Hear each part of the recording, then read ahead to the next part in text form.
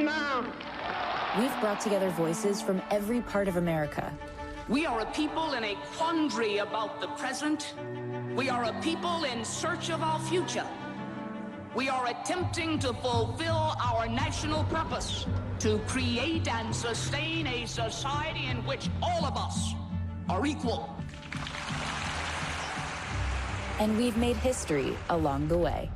There is not a liberal America and a conservative America. There is the United States of America. We must pledge once more to march into the future. We are a different society than we were in 1961. Brothers and sisters, do you want to go back? Or do you want to keep America moving forward? Well, our motto is, when they go low, we go high. We never bow, we never bend, we never break. No, we endure, and we always, always, always move forward.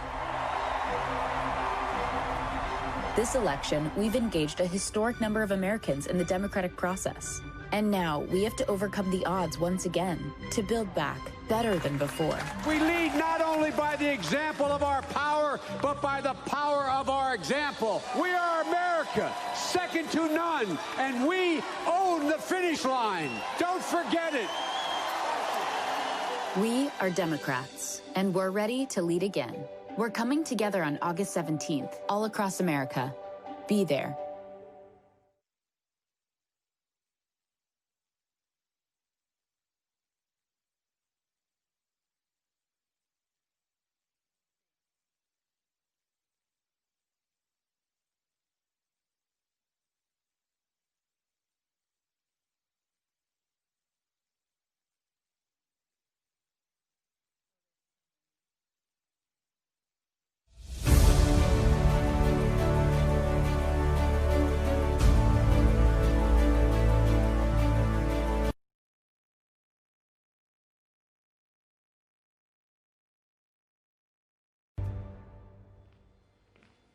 Good evening. I'm Eva Longoria Baston, and welcome to the 2020 Democratic National Convention, Uniting America.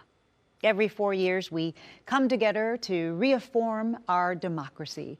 This year, we've come to save it. It's going to take all of us. So tonight, we stand together, united by the values we cherish: decency, respect, justice, and the opportunity to rise up.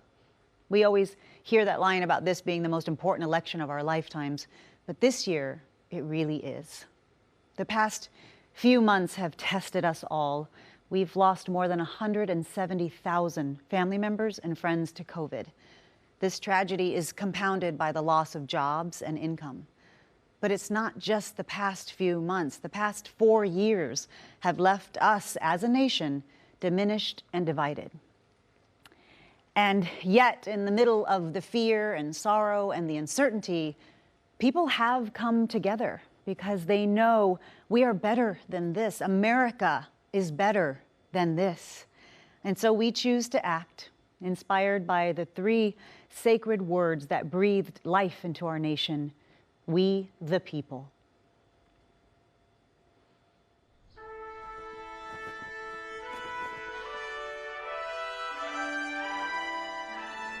Okay, I'm ready. Okay, let's go. Come on now. Okay, we ready? I think I learned this in middle school. Or 5th grade. Can I say this in Spanish? So should I read just this line or the whole thing?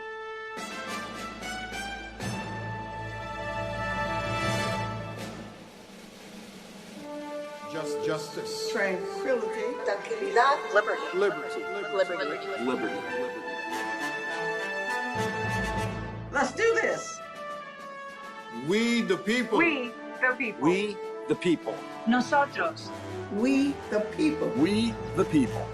We the people of the United States. De los Estados Unidos. In order to form a more perfect union. Establish justice. Ensure domestic tranquility. Provide for the common defense. Promote the general welfare. And secure the blessings of liberty, to ourselves and our posterity. Do ordain and establish this Constitution for the United States of America. We the people. We the people. We the people. We the people. We the people. We the people. We the people. We the people. We the people of the United States. We the people call the 48th Quadrennial Democratic National Convention to order. I pledge allegiance to the flag of the United States of America and to the republic for which it stands, one nation, under God, indivisible, with liberty and justice for all.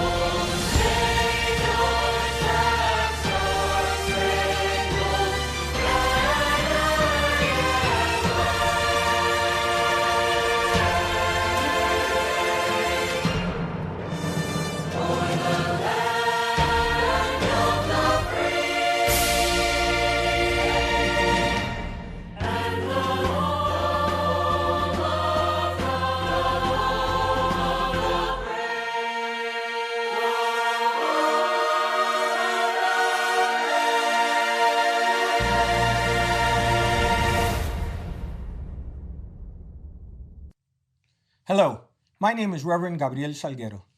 Let us pray. Almighty God, we confess that our nation needs you and has always needed you. We pray for your blessing upon all of us, Republicans, Independents, and Democrats. As we strive to form a more perfect union, we pray for your strength, guidance, and wisdom.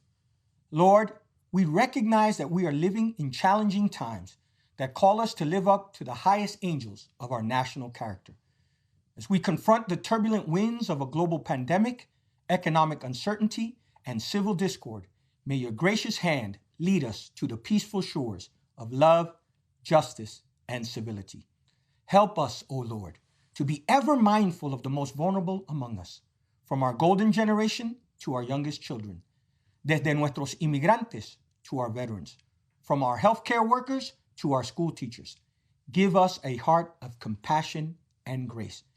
This nation, from Miami to Minneapolis and from Portland to El Paso, ask you to shepherd us to a hope-filled vision that does justice, ama la misericordia, and walks humbly before you. I pray this in the matchless name of Jesus. Amen. Welcome to our convention across America. We had hoped to gather in one place, but instead we figured out a safe and responsible way to come together to share our ideas and talk about the future of our country.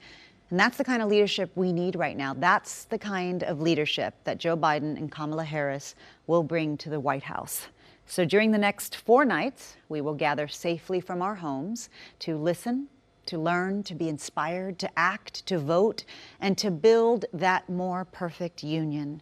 I am honored to be with you this evening. I'm here tonight as a 9th-generation Texan, as a daughter of a veteran and a teacher, as a mother, as a voter, and as a patriot. I share Joe Biden's belief that the story of America is one of ordinary people coming together to do extraordinary things. And at our best, our country rewards hard work. We celebrate diversity. We look out for each other, and we lift one another up. So tonight, we're going to begin with the simple kindness we've been extending to each other a lot lately. We're going to check in with folks around the country and ask, how are you doing? As many of you know, small businesses employ half of all U.S. workers. Tonight we have Scott. Scott, you are a small business owner from Swarthmore, Pennsylvania.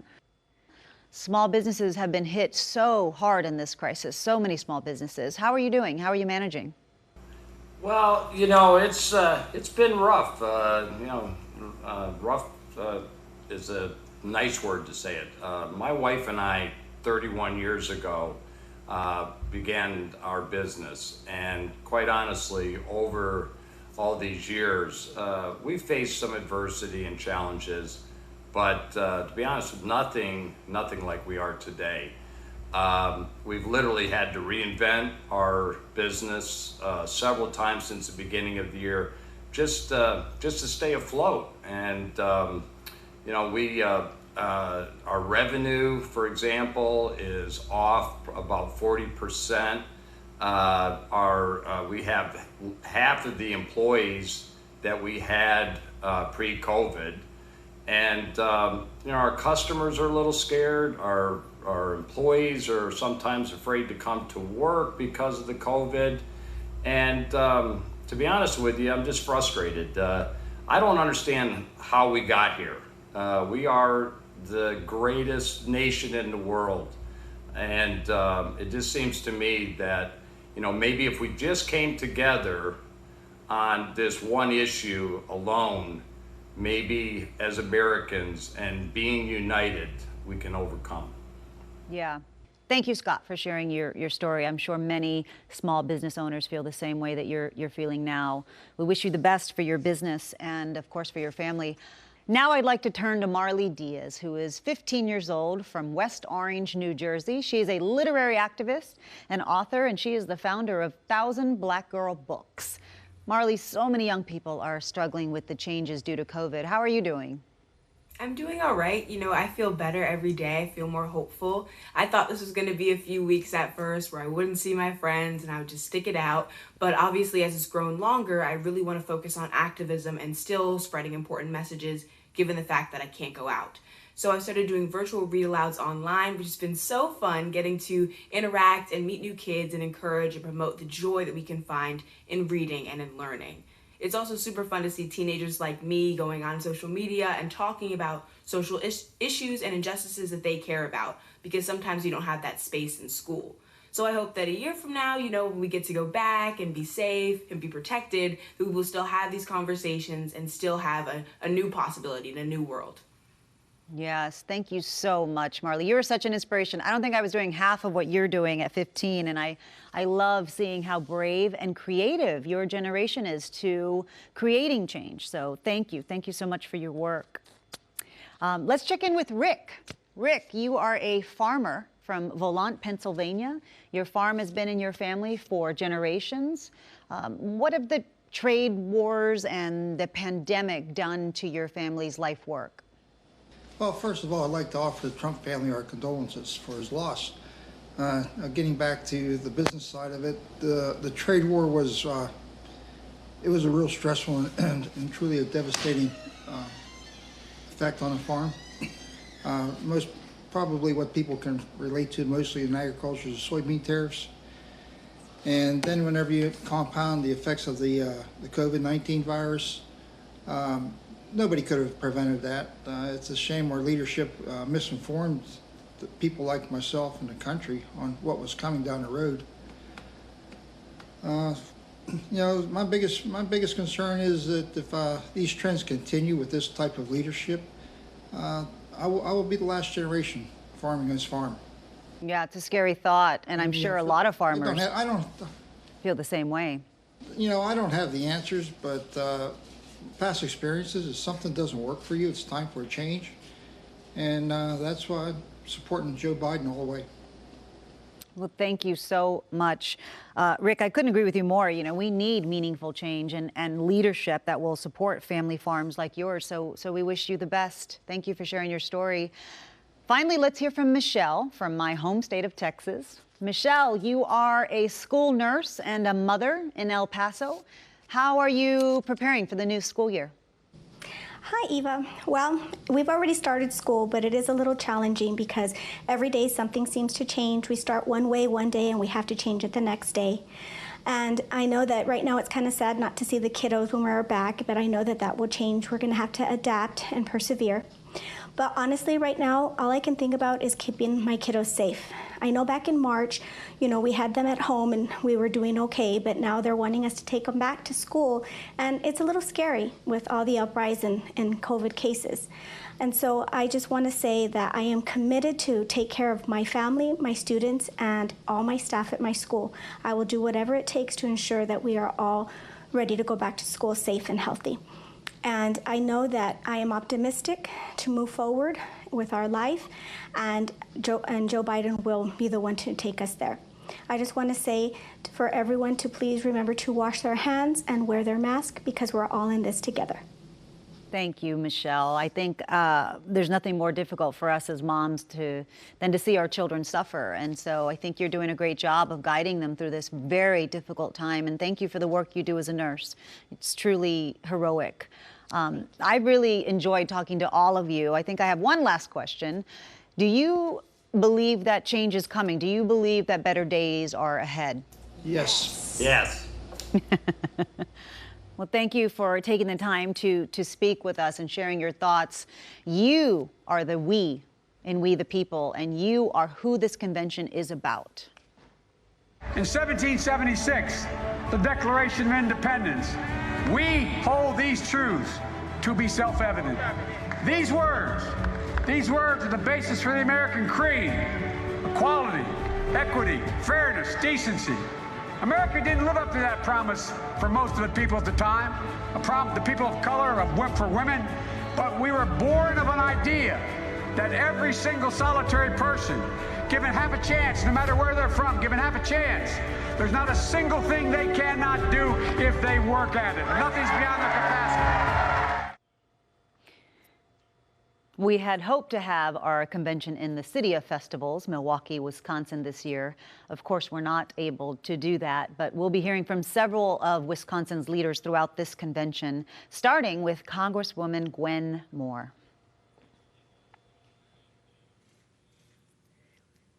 Hi, I'm Gwen Moore, and it's my honor to represent Milwaukee in Congress and to kick off the 2020 Democratic Convention.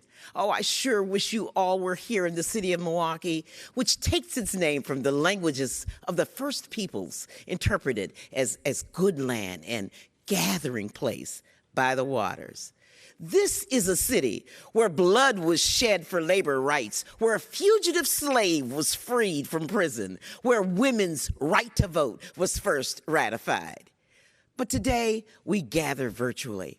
However, we gather unified in spirit, unified in our values and purpose to heal divisions and together move the nation confidently into a prosperous, inclusive future.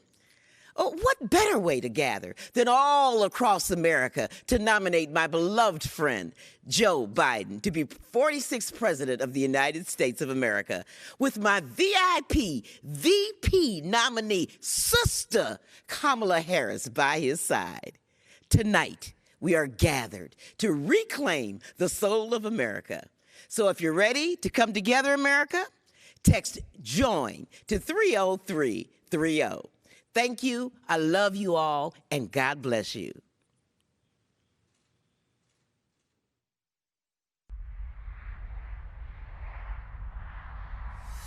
Can't see nothing in front of me. Can't see nothing coming up behind. Make my way through this darkness. I can't feel nothing but this chain that binds me. Lost track of how far I've gone. How far I've gone, how high I've climbed.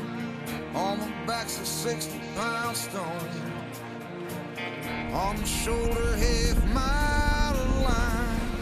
Come on up for the horizon.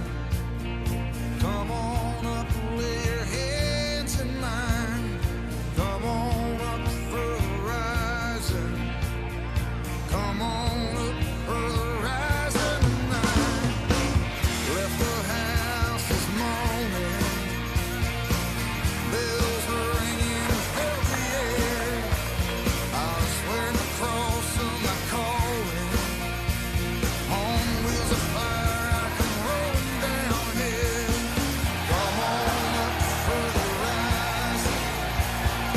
Come on up and lay your hands in mine.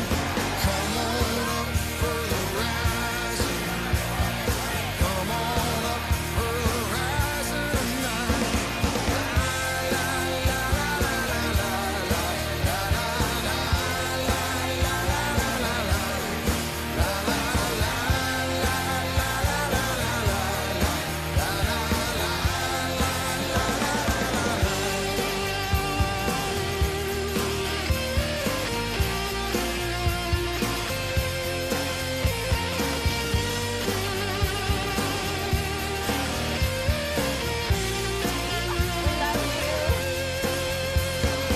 Spirits above and behind me. Faces gone like ice, burning bright. May the precious blood find me. Voice I stand before your fiery light.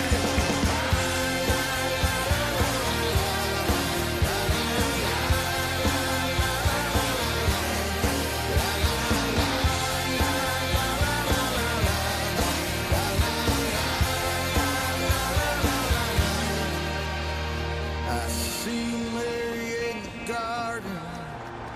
We have to let them know who we are, what we stand for. We choose hope over fear, truth over lies, and yes, unity over division. It's time for us to lift our heads up, open our hearts, and remember who we are. We are the United States of America. I mean it. There's not a single thing we cannot do if we do it together.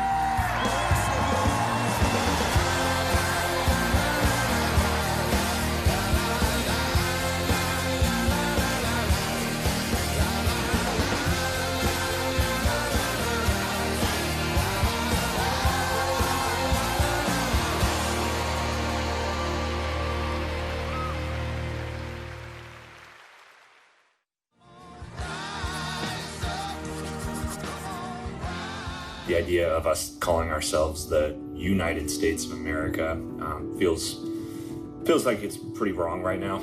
Fairly ashamed to say it, but I'm one of many who voted for the current president, Donald Trump. I challenge you to think back to what made you vote for Donald Trump in 2016. I know I sure have, and I've registered as a Democrat for the first time in my life. I'm doing that because I think this election is bigger than any political party. What I think, in light of current events, if nothing else, we need more than anything is a proven leader. Donald Trump's rhetoric it's divisive, it's dangerous. It's also really difficult to vote for someone who essentially has zero platform right now, 4 months out from the election. Joe Biden, on the other hand, has a very detailed plan. Things like unity, education, climate preservation, racial inequality, and even healthcare. We have a chance right now to look ourselves in the mirror and go vote for a proven leader with a history of caring about others and truly putting all Americans first.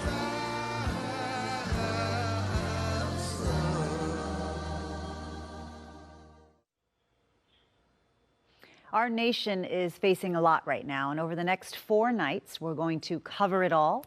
But tonight, we're going to talk about 3 specific crises we face: the pandemic, an economic downturn, and an ongoing systemic racial injustice. But we're not just going to focus on what's wrong, we're going to talk about how to make it right. When peaceful protesters were tear gassed across from the White House, our next speaker stood up, stood strong, and turned that place into the Black Lives Matter Plaza in their honor. Please welcome Mayor Muriel Bowser. Hello, I'm Muriel Bowser, Mayor of Washington, D.C. The story of our nation's capital is a story of reckoning. It was here that John Lewis and Dr. King spoke on the steps of the Lincoln Memorial. It was here that millions of women and men flooded the streets for the Women's March. It was here that just weeks ago, Americans donned face masks and safely and peacefully protested the death of George Floyd. But while we were peacefully protesting, Donald Trump was plotting. He stood in front of one of our most treasured houses of worship and held a Bible for a photo op. He sent troops in camouflage into our streets. He sent tear gas into the air and federal helicopters too. I knew if he did this to D.C., he would do it to your city or your town. And that's when I said enough. I said enough for every Black and brown American who has experienced injustice. Enough for every American who believes in justice. But I said enough for another reason too. I have a 2-year-old daughter. And I want her to grow up in an America where she's not scared to walk to the store, an America where she's safe behind the doors of her own home, an America where the president doesn't fan the flames of racism and looks out for all of us. So I created Black Lives Matter Plaza right behind me as a place where we could come together to say enough. And by coming together this November to elect Joe Biden and Kamala Harris, we will say next. Because we can't just paint those words behind me. We can't just say those words. We have to live those words. We have to undo the laws and systems that have codified racism for far too long. But we have to do something too. Each and every one of us challenge our own biases. If we see something, do something. Together we can turn this reckoning into a reimagining of a nation where we the people means all the people. There were a few people who stood on this very balcony as thousands of people peacefully protested in this city. One was our next vice president, my sister Kamala Harris. The others were members of George Floyd's family, who I'm honored to introduce now.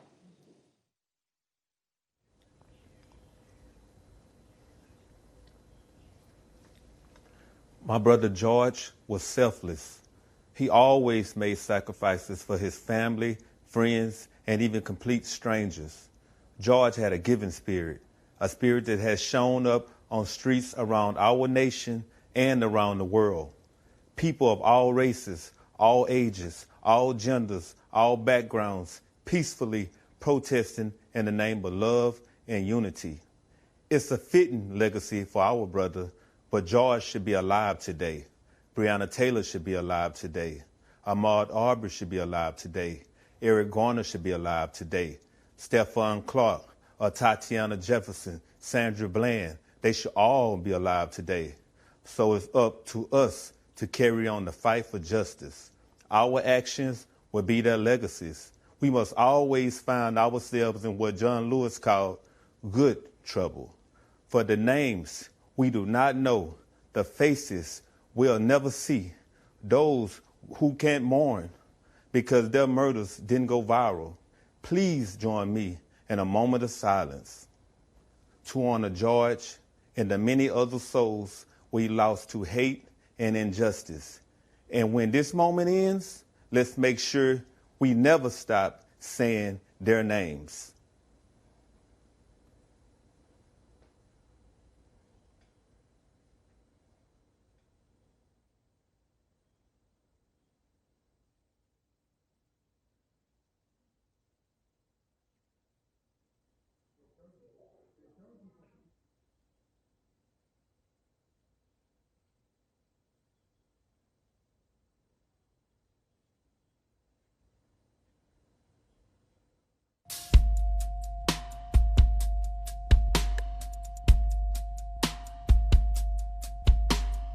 Hoping for a life more sweeter.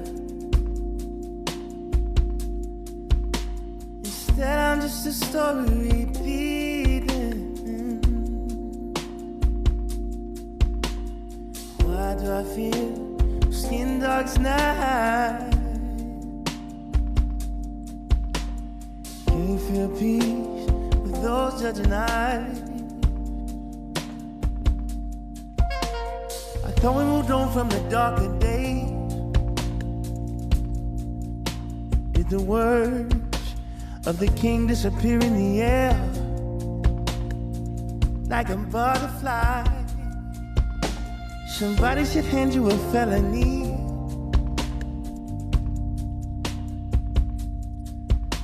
Cause you stole from me my chance to be, hoping for a life more sweeter. Instead I'm just a story repeating. Why do I feel skin dark as night?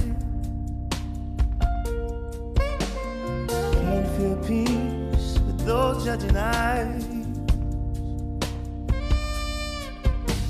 The tears of my mother rain, rain over me. My sisters and my brothers sang, sang over me. And I wish I had another day, but it's just another day. Hoping for a life more sweeter. Instead I'm just a story repeating.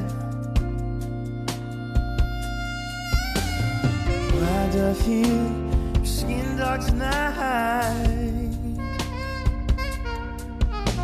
Can't feel peace with those judging eyes.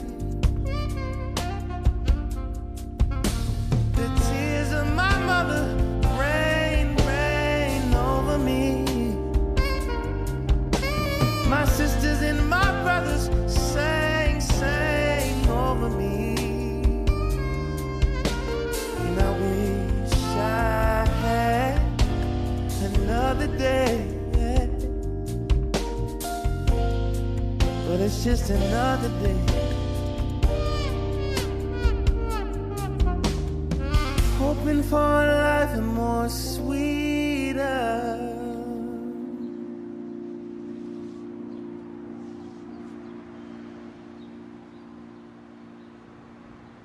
Thank you, Leon Bridges, whose song Sweeter featured Terrace Martin, a song written after George Floyd's murder.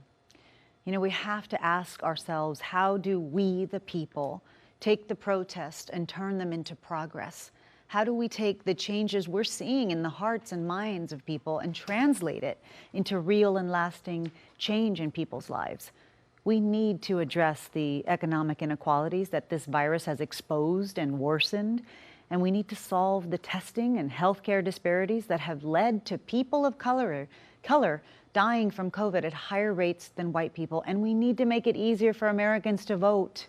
We have a lot to do. And to do this, we need community action, we need Congress that can have power to do it, and we need a president who understands that this is the moment. The moment has come for our nation to deal with systemic racism, to deal with the growing economic inequity that exists in our nation, to deal with the denial of the promise of this nation made to so many. You know, I've said from the outset of this election that we're in the battle for the soul of this nation. And we are in the battle for the soul of this nation. What we believe, and maybe most importantly, who we want to be, it's all at stake. That's truer today than it's ever been, at least in my lifetime. And it's this urgency, it's in this urgency we can find a path forward. Hey, everybody, how are you? Thanks for doing well, this. Mr. President. Thank you, thank you, thank you. Jamira, tell the rest of the folks a little about your background. I started doing activism when I was 15. It was at the intersection of knowing both the perpetrator and a victim. My brother Andre was shot and killed in Philadelphia. And it made me realize that I had a responsibility, almost a collective responsibility, to ensure that that didn't happen to other young people. And I think that's what's missing in America right now, is our collective responsibility to each other, and to realize that the person down the street or around the corner or even across the country, that we have a responsibility to ensure that we're making sure that they're safe, they have access to education, and that in all, we're creating a world in which their differences are celebrated as well as protected under the law. Mayor, how are you prioritizing the many things you have to do as we try to tackle in a way that we haven't before systemic racism in the city? It really is about economic empowerment, because if people are lifted out of poverty and they are given an opportunity to feel a stake in their own future, that goes a long way. We're also challenging, all kinds of institutions, from corporations to community-based organizations, to think about what they can do better to end systemic racism and make sure that we're uplifting the quality of life in communities, but also the voices of people that traditionally don't have a seat at the table. The president's talking about defunding the post office and mail-in voting. I mean, what do you think we should be doing, Mr. President? Well, first of all, we have to change the public discourse around voting. It should be seen as a democratic thing to do, the most patriotic thing we can do, and not a partisan exercise. Secondly, how do we open up access to voting so we could address some of the systemic problems? Not only should we reauthorize the Voting Rights Act, but we have to go further. Most importantly, voting should be seen as a constitutional right that's guaranteed, and with that level of sight, that all citizens can be assured that they can have unfettered access without being suppressed. This is a watershed moment, and we can't lose this moment. We have got to have action at the national level. We have got to have congressional action. We cannot have 18,000 police departments, and in 2020 have police departments still allowing the use of a knee on a man's neck in George Floyd. A lot of us were shocked, and I think what gives me hope is that police officers were shocked. Police officers have spoken out, and we're hopeful that we'll have some national standards as it relates to policing, use of force, a national database, abolishment of prohibition on a national standard in terms of chokeholds, and that we actually use the death of George Floyd and others to actually make policing take it to the next level, which is what everyone wants, including all the good cops that are out there, that thankfully are more of them than there are bad cops. Most cops are good, but the fact is the bad ones have to be identified and prosecuted and out, period. Gwen, how are you doing?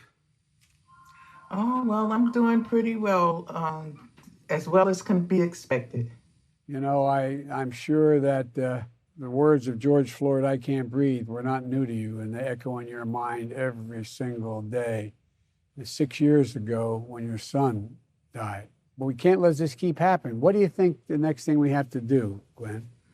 Well, first of all, I know when my son was murdered, there was a big uprising, but then it settled down.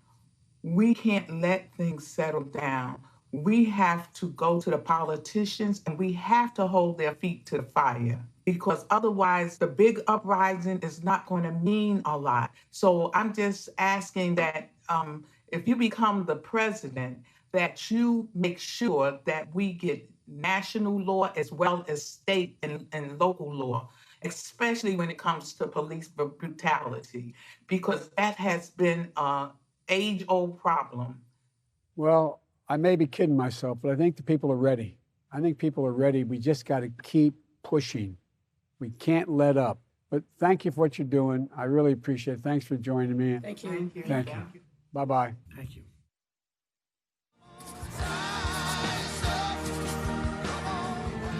Racism structurally, individually, and systematically is real.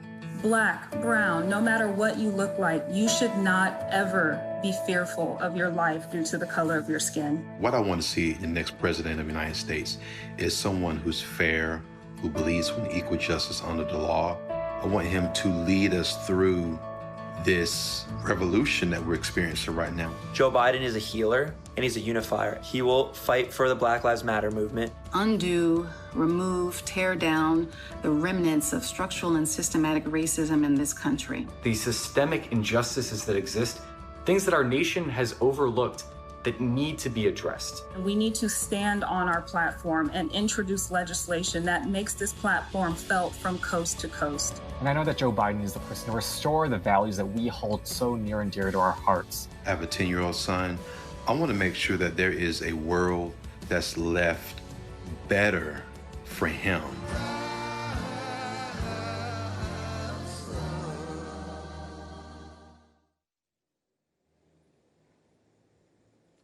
Good evening. I'm Congressman Jim Clyburn here in historic. Good evening. I'm Congressman Jim Clyburn here in historic Charleston, South Carolina. 6 months ago, I stood not far from here and endorsed Joe Biden to be our 46th president. It was a decision I made with my feet firmly planted in this community. This community, where 80% of African Americans in this country can claim an ancestor who arrived on these shores in bondage, a few blocks from here over at Gaston's Wharf. This community that is still healing from the wounds we received when the white supremacists entered Emmanuel AME Church and murdered 9 black parishioners as they studied the Bible together. The ground beneath our feet is seeded with pain that is both old and new. But from that soil, we always find a way to grow together. Earlier this summer, the city of Charleston removed a statue honoring John C. Calhoun, an honored advocate of slavery. And construction is underway on the International African American Museum at Gadsden's Wharf. Much like the country as a whole, we are stepping out from the shadows of our past and beginning to lay the groundwork for a more just future. It won't be easy. We can only succeed if we move forward together. So we will need a president who sees unifying people as a requirement of the job. A president who understands the true meaning of community and how to build it through trust and humility. And with so many families experiencing loss in this pandemic, lost jobs, lost loved ones, and lost confidence in the president to keep us safe, we need a president who understands both profound loss and what it takes to bounce back. But more important than his firsthand experience with loss and hardship is his ability to translate that perspective into policy and solutions and prioritize hard-working people and persistent poverty counties over partisan politics or personal gain. That's why I stand with Joe, and why he will always be an adopted son of South Carolina. Joe Biden is as good a man as he is a leader. I have said before and wish to reiterate tonight, we know Joe, but more importantly, Joe knows us. I am Kevin.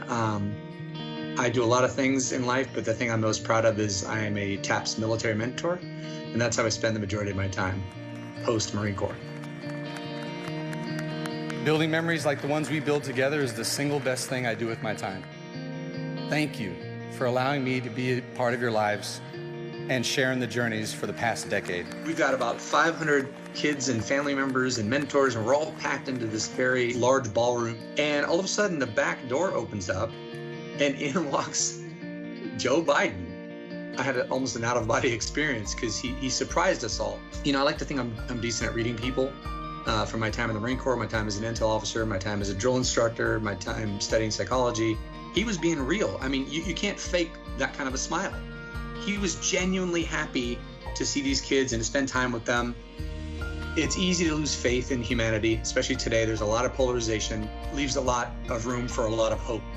And it's hard to articulate real character when you see it. You know, policies are great, and we need sound policies as well, which he also has those because he's got the chops, right? But it's almost like none of that matters if you don't have the character. This is a very unprecedented and challenging time that requires an unprecedented and courageous leader. We need someone with the courage to do what's necessary and what's right to strive towards that more perfect union. That's Joe Biden. I know Joe because he cares about everybody else before himself. You know what else Joe knows? Joe knows about pandemics. In 2014, he helped stop the spread of Ebola and brought the world together to keep it contained. And after that success, knowing this would happen again, Vice President Biden and President Obama assembled a pandemic playbook to make sure that America was prepared and protected. The Trump administration disbanded the pandemic response team that was given to them. Americans have died and lost their livelihoods because of it. We, the people, deserve a president who believes in science, that recognizes the threat of COVID, who has a plan to get us through it. And that is Joe Biden. We're grateful that across the country there are responsible leaders who are stepping up. One of them provided clear direction and memorable PowerPoints, New York's Governor Andrew Cuomo. Hello. Today's Monday, day 170. New Yorkers were ground zero for the COVID virus and have gone from one of the highest infection rates on the globe to one of the lowest. We climbed the impossible mountain, and right now we are on the other side. We did it with the kindness and assistance of so many. New Yorkers want to thank everyone who came to our aid, 30,000 Americans who volunteered to come here to help in our hour of need. Your love gave us the strength to carry on. We went through hell, but we have learned much. We know that our problems go beyond the COVID virus. COVID is the symptom, not the illness. Our nation is in crisis, and in many ways, COVID is just a metaphor. A virus attacks when the body is weak and when it cannot defend itself. Over these past few years, America's body politic has been weakened.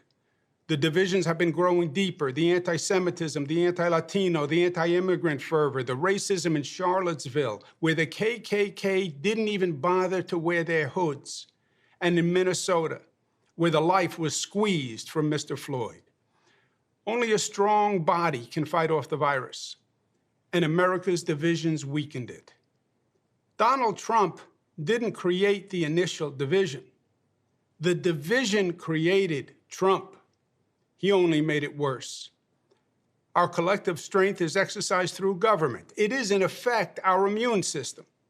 And our current federal government is dysfunctional and incompetent. It couldn't fight off the virus. In fact, it didn't even see it coming. The European virus infected the Northeast while the White House was still fixated on China. The virus had been attacking us for months before they even knew it was here. We saw the failure of a government that tried to deny the virus, then tried to ignore it, and then tried to politicize it. The failed federal government that watched New York get ambushed by their negligence and then watched New York suffer, but all through it learned absolutely nothing. So today, 6 months after it began, the nation is still unprepared. And we now face a second threat, but this time not from Mother Nature. This is a man-made threat by our own negligence. We now see the virus ricocheting across the country, from one state to another. Today, we trail the world in defeating COVID. We have over 5 million cases. Americans learned a critical lesson, how vulnerable we are when we are divided, and how many lives can be lost when our government is incompetent. But we learned something else, my friends. We saw the negative, but we also saw the positive. As they proved their way failed, we proved that our way succeeded. That America can still rise to the occasion. We can put our differences aside and find commonality. Government can tell the truth and can build trust. We can judge by content of character rather than color of skin. We can care for one another. That Americans can work together and forge community and a competent government. That, of course, we will wear masks because we are smart and because I care about you and because you care about me. Of course we will socially distance, because staying away shows how close we actually are. Yes, we will set up testing and tracing and do whatever we need to do to mobilize to win this battle, because we are America. We win wars, and we are the greatest country on the globe. And for all the pain and all the tears, our way worked, and it was beautiful. We showed that our better angels are strong and that Americans will rise to their call. We saw that even at the end of the day, even if it is a long day, that love wins. Americans' eyes have been opened, and we have seen in this crisis the truth that government matters and leadership matters. And it determines whether we thrive and grow or whether we live or die. Now we need a leader as good as our people, a leader who appeals to the best within us, not the worst, a leader who can unify, not divide, a leader who can bring us up, not tear us down. I know that man. I've worked with that man. I've seen his talent. I've seen his strength. I've seen his pain, and I've seen his heart. That man is Joe Biden. Joe Biden is what I call America tough, tough in the best way, tough that is smart, united, disciplined, and loving. Joe Biden can restore the soul of America, and that's exactly what our country needs today. Thank you.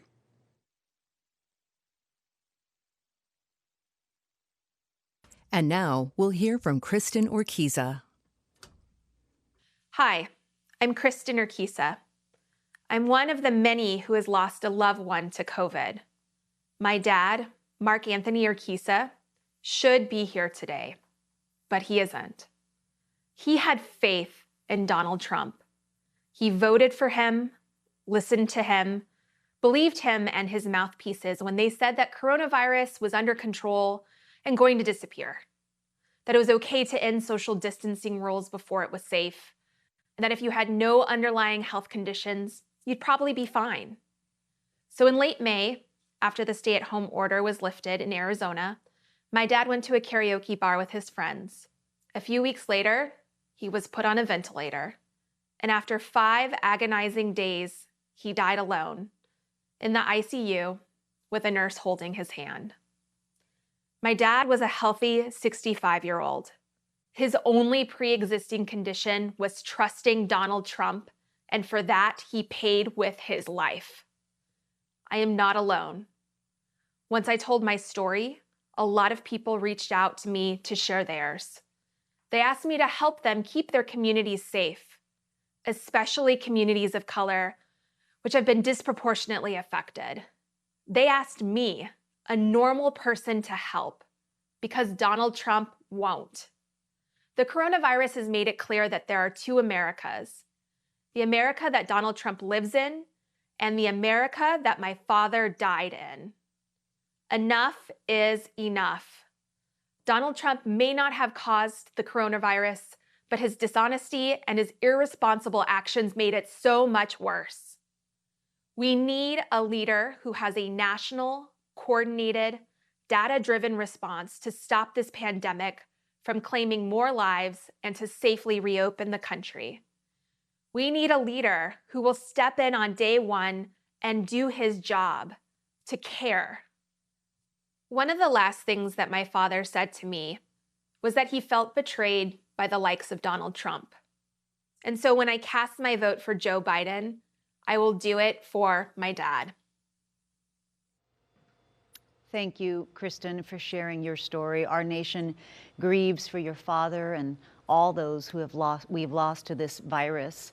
It's a toll that hasn't fallen equally on us. People of color have been disproportionately affected, dying at greater rates than white Americans, but we can honor all of those we've lost by giving Joe Biden and Kamala Harris the opportunity to put in place a real national plan that tests and tracks, that makes sure that access to a vaccine will be fair, and turns the full power of our government toward making sure we have the supplies and technology and people, scientists and public health officials and contact tracers. We need to stop this. So right now, let's hear from a champion for our frontline workers, who also happens to be an Olympic champion and a World Cup champion, Megan Rapinoe. Hi, everybody. My name is Megan Rapinoe, and I have the distinct honor today to host a conversation with 4 of our frontline workers here in America. We should rename them heroes, absolutely. Chung Lee, can you tell us a little bit about how you're doing during this time? So early on, when the government was still trying to figure out proper protocols to protect frontline workers, I had unfortunately contracted COVID through patient contact and was isolated by myself for 2 weeks. So total isolation, no contact. Once I recovered, luckily, I went back to the front lines to continue to take care of the sick. And what got me originally was watching people die alone. There were no visitors allowed. Everyone was totally isolated. And I knew how that felt because for 2 weeks, that was me. Not knowing if you were going to wake up, not knowing if you were going to make it, who you were going to talk to, if you can say goodbye. This was people's moms, dads, brothers, sisters, sons, daughters, all dying alone. And we know there's a round 2 coming, and mentally, physically, emotionally, I don't know how many of us on the front lines are going to survive that second round. Dr. Bradley, what effects are you seeing inside your hospital doors of the inaction of the Trump administration when it comes to this COVID response? It's heavy. I mean, I've left the emergency department in tears, and so have a lot of my colleagues. People are exhausted, and we're looking at the tsunami that's coming this winter with COVID and influenza. And I think all of us are wondering, how is our system not going to just collapse? Because if we're not there, when people come with their broken arms, or they come with their heart attacks and strokes or their appendicitis, we're not going to be there.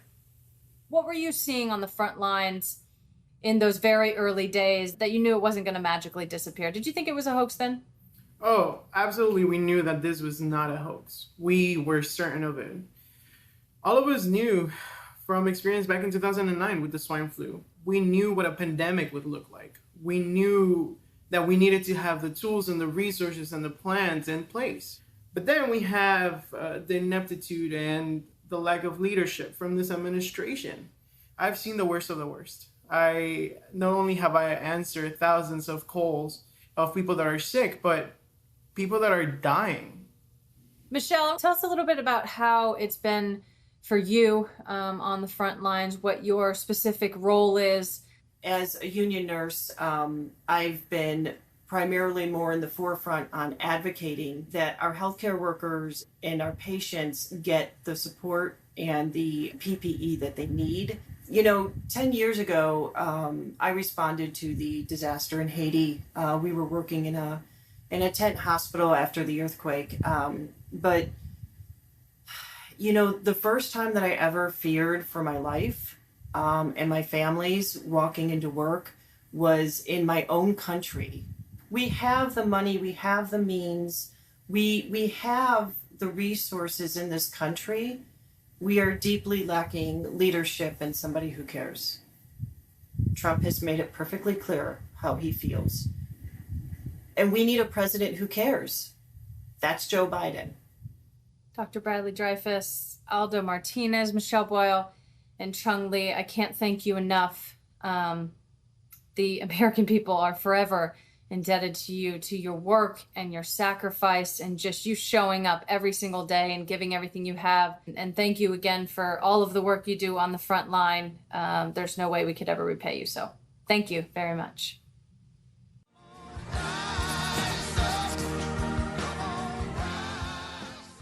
Millions of people and veterans and senior citizens rely on the postal system for prescription medicines, for their checks. Having the Postal Service to deliver my prescriptions became even more comforting when the COVID-19 virus hit us here in the United States. However, now, with Donald Trump in office and his attempts to undermine the United States Postal Service, we are extremely concerned.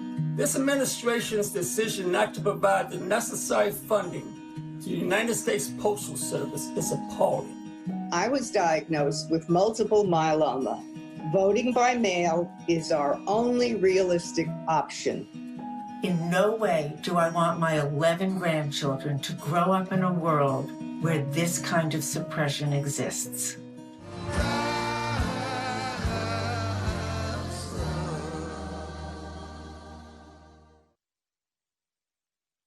I'm Sarah Gideon, and I'm running to represent Maine in the U.S. Senate.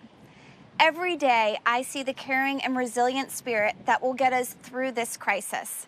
Americans are looking out for one another. It's time we had leadership in Washington that did the same. With Joe Biden in the White House and a Democratic Senate, I know we can build back our economy and our communities even stronger.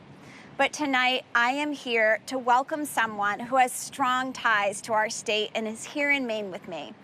She is reminding all of us to keep fighting through with her song that she's performing, Back in My Body. Please help me welcome someone who's an inspiration to all of us and one of my favorite artists, Maggie Rogers.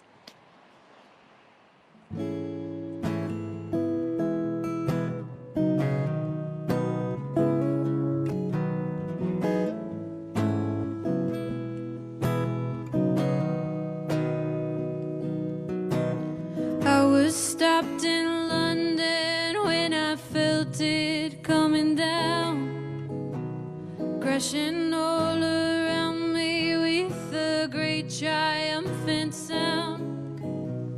Like the dam was breaking and my mind came rushing in. I was stopped in London, oh, I was awakening.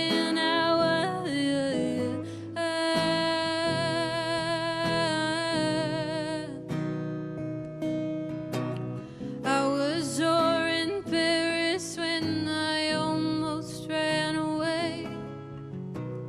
2 times round the block before I decided to stay. Puffed along a cigarette that went and made me sick. Spent another day pretending I was over it. This time I know I'm fighting. This time I know I'm back in my. This time I know I'm fighting. This time I know I'm. Lost you in the border town of anywhere I found myself, and I was going everywhere. Yeah, this time I know I'm fighting. This time I know I'm back in my body.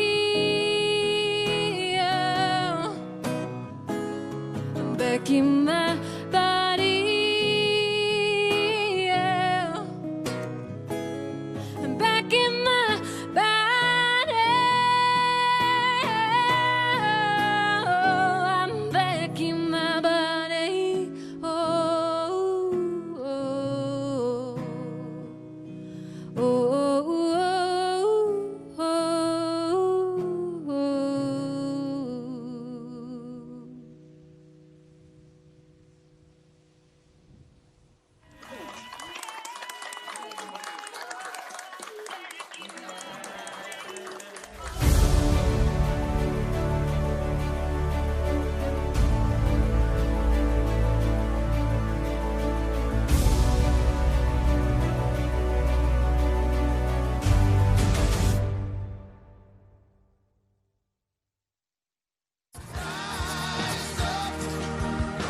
When the COVID-19 pandemic hit, all I could think about were my students and their families. All the suffering and pain and death that really didn't have to be this way. If we had leadership in place that would have taken this pandemic seriously in the beginning, we would not be in a situation we are in now.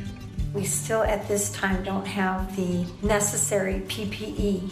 And I am very worried about what is in front of us. We're going to have classrooms that maybe have not been sanitized properly because we don't have the money for that kind of equipment. We're going to have classrooms packed with students. And so the virus is going to be hard to contain. So this is very dangerous for the safety of our kids. And I hope that the new leadership takes American lives seriously. I know Joe Biden understands that the only way to keep people safe and our economy strong is to follow the recommendations of doctors. And we're going to do everything we can to get Joe Biden elected.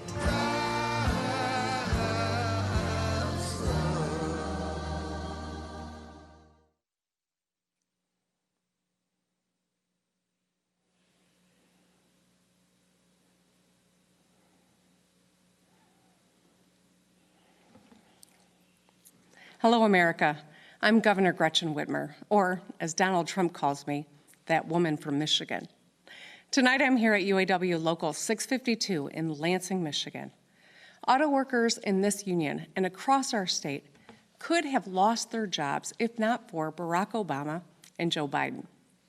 In 2009, the Obama-Biden administration inherited the worst economic crisis since the Great Depression. The auto industry on the brink of collapse, 1 million jobs at stake. But President Obama and Vice President Biden didn't waste time blaming anyone else or shirking their responsibility. They got to work. They brought together union members, companies, and lawmakers on both sides of the aisle, and they saved the auto industry. And wouldn't you know, just a few months ago, as our nation began battling COVID-19, auto workers across Michigan sprang into action. They started making protective equipment for doctors and nurses on the front lines. Let me break it down. President Obama and Vice President Biden saved these auto workers' livelihoods. Then these workers did their part to save American lives. That's the story of this great nation. Action begets action. Progress begets progress. And when we work together, we can accomplish anything. After all, democracy is a team sport, especially now. It's crucial that we rally together to fight this virus and build our economy back better. From the jump, we took this pandemic seriously in Michigan. We listened to medical experts. We planned. And with a lot of work from the auto workers and too little help from the White House, we executed our plan. We saved thousands of lives. Just imagine if we had a national strategy. So everyone who needs a test gets one for free. So everyone has access to a safe vaccine. So our kids and educators have the resources they need to safely get back to school. With Joe Biden and Kamala Harris in the White House, we will. Joe Biden and Kamala Harris will lead by example. It'll be science, not politics or ego, that will drive their decisions. They know the health of our people goes hand in hand with the strength of our economy. They know action begets action. Over the past few months, we've learned what's essential, rising to the challenge, not denying it. We've learned who is essential too, not just the wealthiest among us, not a president who fights his fellow Americans, rather than fight the virus that's killing us and our economy. It's the people who put their own health at risk to care for the rest of us. They are the MVPs. The nurses and the doctors, the utility workers, truck drivers, and grocery clerks, the child care workers, the parents, the teachers, the mail carriers, and the auto workers. So many of these essential workers have lost their lives to COVID. Nearly 1,000 healthcare workers, more than 170,000 people across America, including a 5-year-old girl named Skylar from Detroit, whose mom is a police officer and dad is a firefighter. Generation after generation, our nation has been defined by what we do or what we fail to do. So, for Skylar, for her parents, and in the memory of all those we've lost, let us act. Let us heal as one nation. Let us find strength to do the work.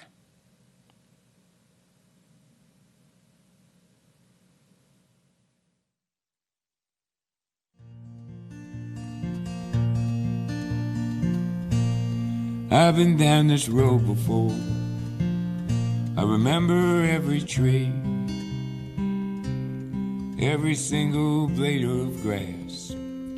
holds a special place for me. And I remember every town and every hotel room and every song I ever sang on a guitar out of tune. And I remember every night your ocean eyes of blue. How I miss you in the morning light, like roses miss the dew.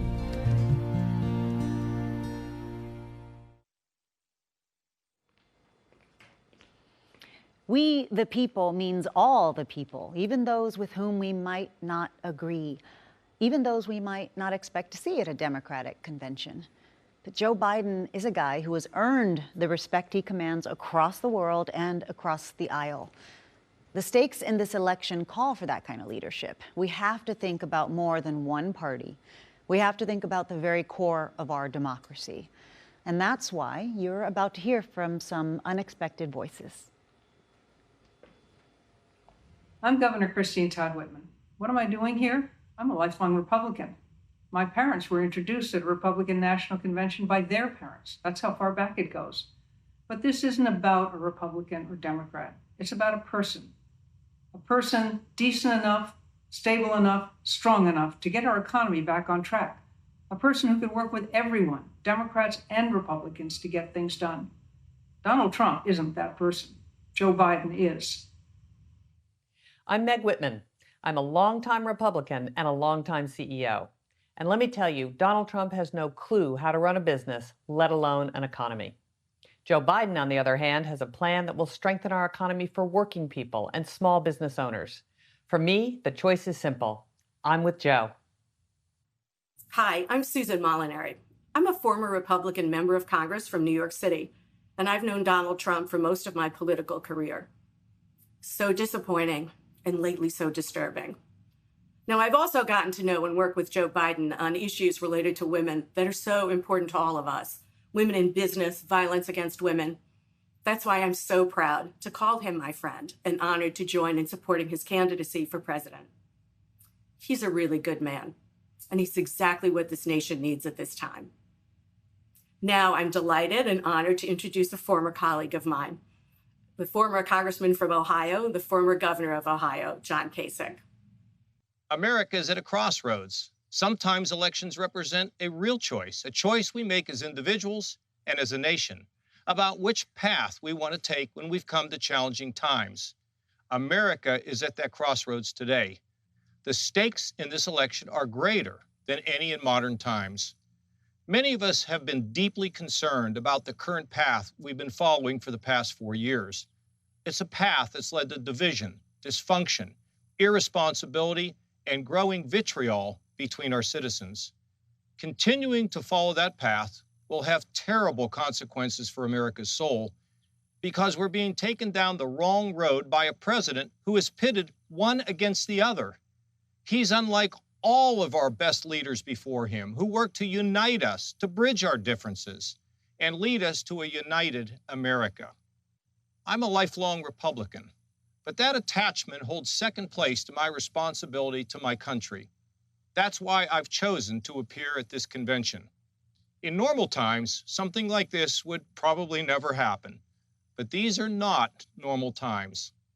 I'm proud of my Republican heritage. It's the party of Lincoln, who reflected its founding principles of unity and a higher purpose. But what I have witnessed these past 4 years belies those principles. Many of us can't imagine 4 more years going down this path. And that's why I'm asking you to join with me in choosing a better way forward. I believe the best of America lies ahead, but only when we rediscovered our shared belief in the United States of America for our children's future, which can be bright, hopeful, and inspired if we choose to make it so.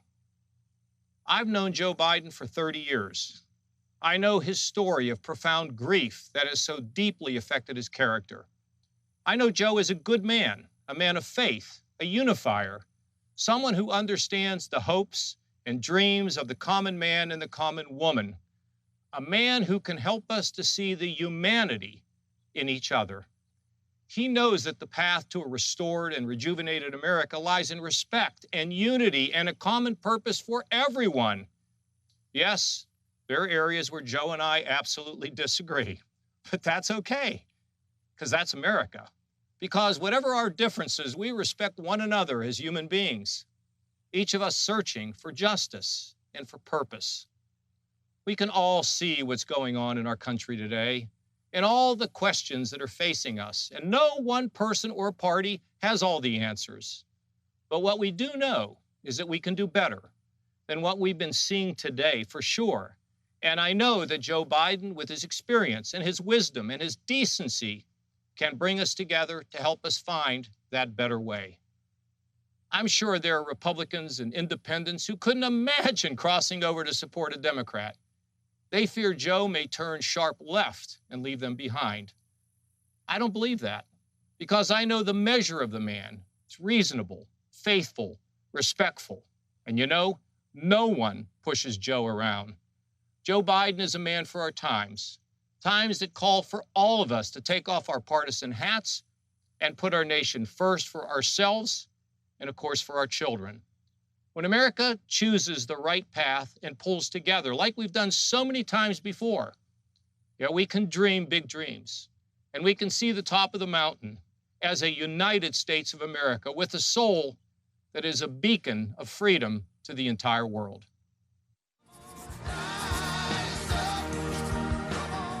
Hello, my name is Terry Williams, and I've been a Republican for all of my adult life. A lifelong Republican. I'm a lifelong Republican. I've been a long-standing Republican, and I'm telling you, you got to vote for Joe Biden. I have voted for and campaigned for Republicans since the Reagan years, but I won't be voting for Donald Trump in November. I'm supporting Joe Biden for president. We need a positive leader, someone who can work with both sides, the Republicans and the Democrats. I don't think we can deal with the type of person we have in the White House any longer. Vote America. That's the only way to get out of this. And Joe Biden is just the person to ensure we get our lives back to normal. Joe Biden is a decent man with a long history of public service to America. He will restore order and integrity to the executive branch. I would strongly encourage all of us to come together and hopefully return our country's political discourse back to some measure of normalcy and decency. I'm absolutely sure he's going to help us bring this country together once again.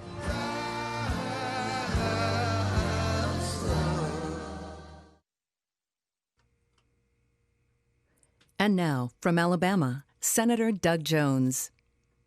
I'm Senator Doug Jones from the great state of Alabama. Growing up in the South meant growing up in the midst of stark divisions.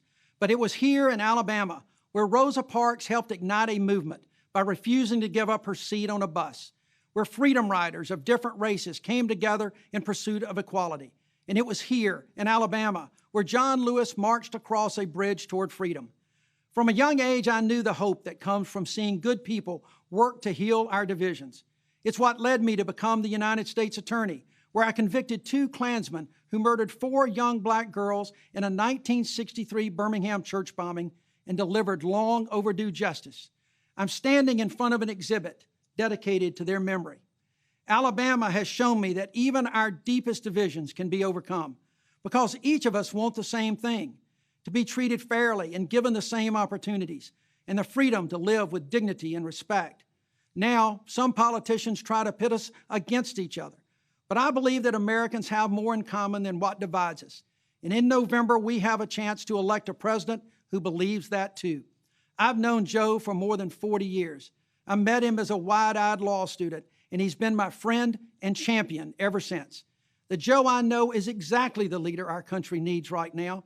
He can bring people together to find common ground while standing up for what he believes is right. After years of bitter partisanship, he can unite our country and get things done for working families and everyone looking for a better future. Because it's not about what side of the aisle we're on, it's about whether or not we're on the side of the people. The great John Lewis would often quote the old African proverb, "When you pray, move your feet," and then challenge us to do just that. As a nation, he said, if we care for the beloved community, we must move our feet, our hands, our resources to build and not tear down, to reconcile and not to divide, to love and not to hate, to heal and not to kill. In the final analysis, we are one people, one family, one house, the American family.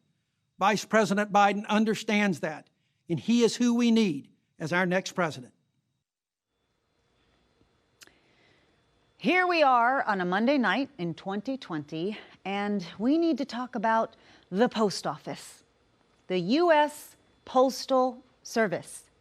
It is central to so much of our lives. Veterans count on the post office to get their prescriptions. Social Security beneficiaries count on the post office to get their checks. Grandparents depend on the post office to send birthday cards to their grandkids. Small businesses need the post office to do business. And guess what?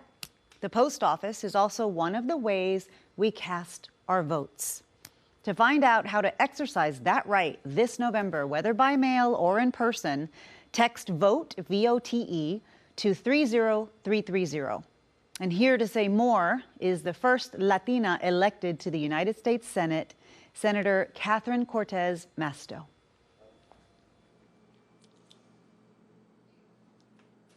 Hello, I'm Senator Catherine Cortez Masto from Nevada. This year, more Americans than ever before are going to vote from rooms just like this, marking their ballots at the kitchen table and exercising one of our most fundamental rights from home.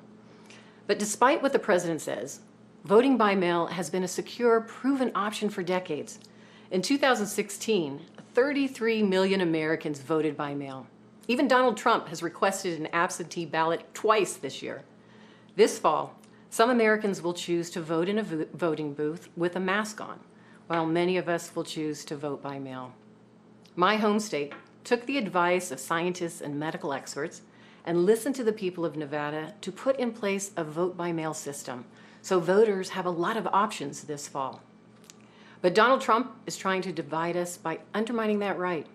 He has threatened to withhold federal funding to Nevada because of our vote-by-mail system. That's funding our schools and seniors rely on. He has challenged us in court with a meritless lawsuit, one that our Republican Secretary of State has asked the judge to dismiss. And now he is putting the lives of Nevada's seniors at risk by trying to defund the post office. Here's what that means. Seniors won't be able to get their prescriptions because he wants to win an election. Well, Mr. President, Nevada is not intimidated by you. America is not intimidated by you. We are united by shared values, shared history, and shared rights, including our fundamental right to vote. And this fall, we will send Joe Biden to the White House and will flip the U.S. Senate. With Mitch McConnell out of power and a Democratic majority in the Senate, we will expand voting access and protect voting rights. To do this, America, we need you on our side. So go to joebiden.com right now to chip in, and then head over to flipthesenate.com to help us take back the Senate. Donald Trump and Mitch McConnell know how to divide, but we know how to stand together and turn this country around. This year we had an historic field of presidential candidates, an historic number of women, including our vice presidential nominee, Kamala Harris, more candidates of color than any primary ever, and the first openly gay man to win a caucus. This party, the Democratic Party, welcomes everyone, encourages everyone to lead, and invites everyone's ideas to ensure this country builds back better. This is what our next speaker believes, too. Senator Amy Klobuchar. Okay.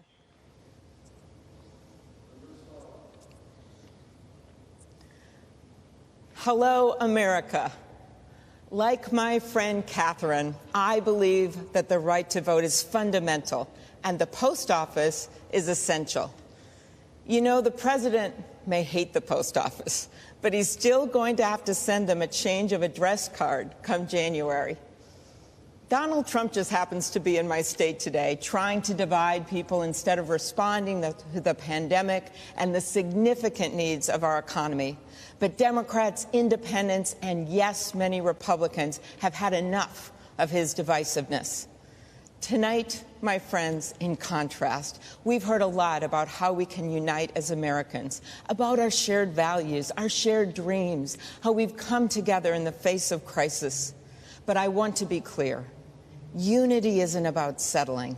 It's about striving for something more. It isn't the end, it's the means. It's how we get stuff done.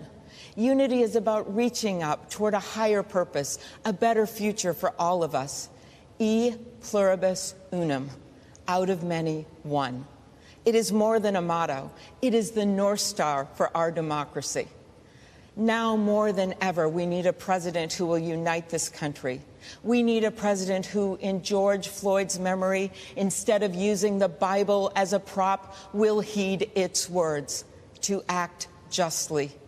We need a president for the workers who've lost their jobs because this administration is selling American workers out when we need to buy American. For the farmers and manufacturers and the people of rural America who are sick and tired of reaping what he's sown. We need a president who will look out for the seniors like my dad, whose families now visit them through glass windows, never knowing if it will be the last time they see them. We need a president for all of America. I come from the middle of this country where we believe in people joining together to solve problems. We seek common ground to reach higher ground. That's been Joe Biden's life's work. He's a man of scrappy, working-class roots, a man whose own hardships have only made him more determined to lift up those who have been left out. He understands redemption, and he knows resilience. Joe Biden's a man of deep experience. Barack Obama, better known tonight as Michelle's husband, he leaned on Joe for his strength and decency, and you can too. You know, most candidates, when they end their campaign, that day is a hard one. For me, it was a moment filled with great joy, because the day I ended my presidential campaign was also the day I endorsed Joe Biden.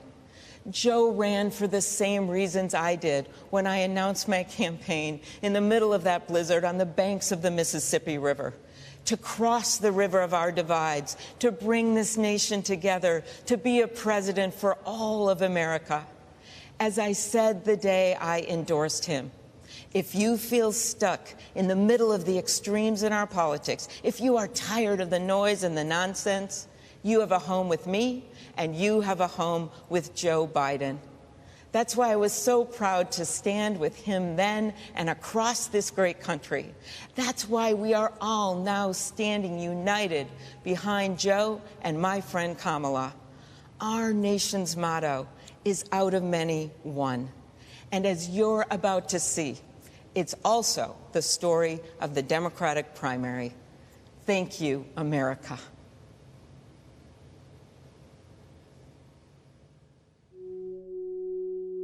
We all ran for president, motivated by the same reasons. As I watched President Trump divide this country more and more, I thought to myself, what are you willing to do to stop him? You had the most destructive, hateful, racist president in the history of this country, who is literally tearing apart the fabric of the United States of America. Donald Trump is a failed business person and desperately failed us as a president.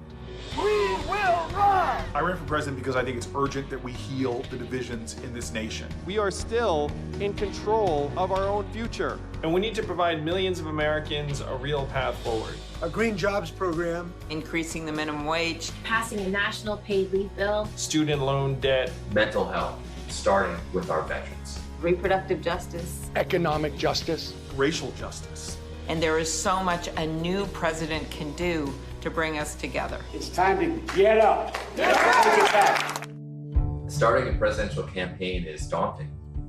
I mean, you have to reach hundreds of millions of people. You have these incredibly long days, often capped off by these evening events that go on for hours and hours. Your challenge as a candidate is to be true to yourself and true to why you ran in the first place. That is something, by the way, that I really admire about Joe Biden. He really is his own man. He knows who he is. Joe Biden is somebody who deeply cares about people who are marginalized, who are being left behind, who are being ignored. I'm a DACA recipient.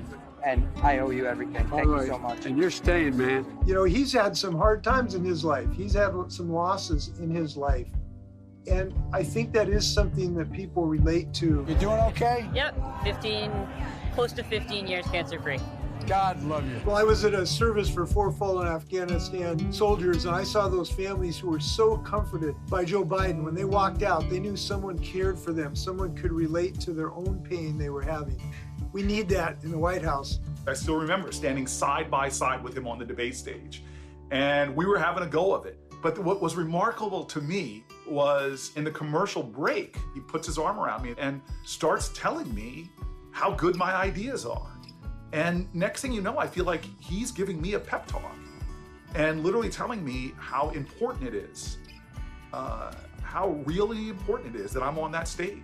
Joe called me the night I suspended and was extraordinarily gracious and comforting, and he told me I should be proud of myself, said that I did myself and my family a real service and the country a service, and that meant a lot coming from Joe. Look, it's not easy to unite the Democratic Party. We're a rambunctious group. Joe Biden has pulled it off. He wants to get the best ideas on the table so we can move forward in the best way possible. He's included my Family Bill of Rights. He has unified our group around a clean energy strategy. The Domestic Workers Bill of Rights, I'm very excited that that's in there. He's the kind of leader that brings other leaders in. This is a guy that's going to walk into the Oval Office and not have to find his way around, but it will actually walk in and have already sort of honed the instincts you need to lead the most powerful nation on earth through a crisis. On the other side, Donald Trump does not understand who we are as Americans. He really doesn't. This is a guy that blames everyone for everything. You know, he blames the city of Baltimore. He blames the country of Denmark. He blames the Prime Minister of Canada for cutting him out of the Canadian version of Home Alone 2. Who does that? There are no sidelines. There's no sitting this one out. There's no hoping that someone else is going to come in and save the day. There is no cavalry. We are the cavalry. The moment has found the person. That person is Joe Biden. Joe has my vote because he will bring decency and dignity back to the White House. We've got one shot to make Donald Trump a one-term president, and that shot is right now. It's showtime! It's showtime! Next president, right here. We understand that things are tough right now economically, but if we're going to beat Donald Trump in November, we need your help. If you're able to go to joebiden.com and chip in $5, $10, whatever you can to fund the change we need to save our democracy, because every bit matters, and it's going to take all of us to make this happen. And no one knows that more than our next speaker, the Biden-Harris campaign's co-chair, Representative Cedric Richmond from New Orleans, Louisiana. Think about the places that make your neighborhood feel like home. The barbershop, where you can catch up on the latest neighborhood news while you get your hair cut. The restaurant, where they know your order by heart. Or this art studio, where a creative guy with a great idea and a ton of hustle turned an abandoned building into a second home for the entire community. You know, economists will tell you that small businesses like this one are critically important to our recovery. But they're also just plain important. Without them, the places we call home just wouldn't be the same. That's the thing Joe Biden understands that Donald Trump never has and never will. When we talk about the economy, it's not just about the stock market. It's about whether you can find work that really means something to you, instead of feeling like you're supposed to be grateful just to get a paycheck. It's about whether people who didn't inherit millions from their parents can build a business from the ground up and have a real chance to compete. And it's about whether in the richest country on earth, everyone, including women and people of color, feel included and empowered. Economists will also tell you that Joe Biden's plan to rebuild our economy will create millions of jobs. But Joe will tell you that his plan is about more than that, because he's seen the world from a different perspective than most politicians. He knows what it's like to live in a real neighborhood, not just penthouse apartments. He knows what it's like to take the train to work, not just a chauffeured limousine. That's why he looks at our economic challenges the same way working people do. And he'll solve them in a way that puts working people first. Joe Biden respects America's workers because he truly understands the dignity of work. You know, it was mostly small talk when we first met. When I would collect his ticket, and as time went on, I learned more and more about him as our friendship grew. I think he's most comfortable around everyday working class people. He just always makes you feel like you belong.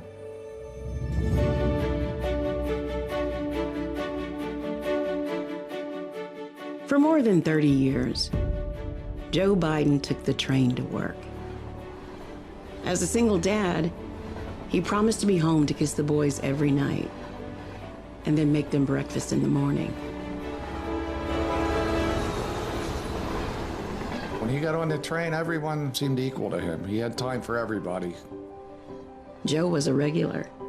He bought rounds of coffee for fellow passengers and crew, and he got to know the people he traveled with. These guys broke their necks. They're always rocking, keeping their balance, collecting tickets, help people with their bags that were heavy as hell. And they're doing this for hours. And we became really good friends. He was very interested in my life, my children. As time went on, my grandchildren. People don't do that today. People don't even take time out to say hello or nod their head to the average working person. They looked at us like we were important people. He would treat the conductor the same as he would the President of the United States. That is what Dad taught us, that everybody deserves to be treated with dignity and respect.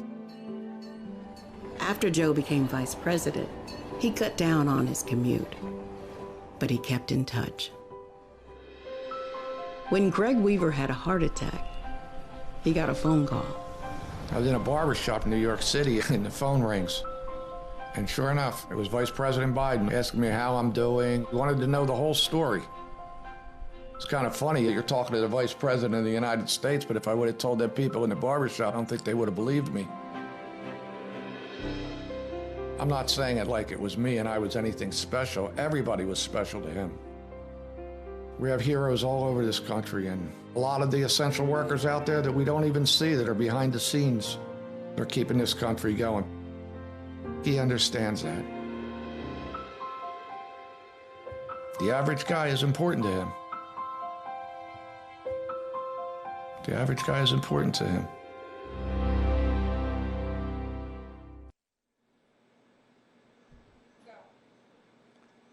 Good evening.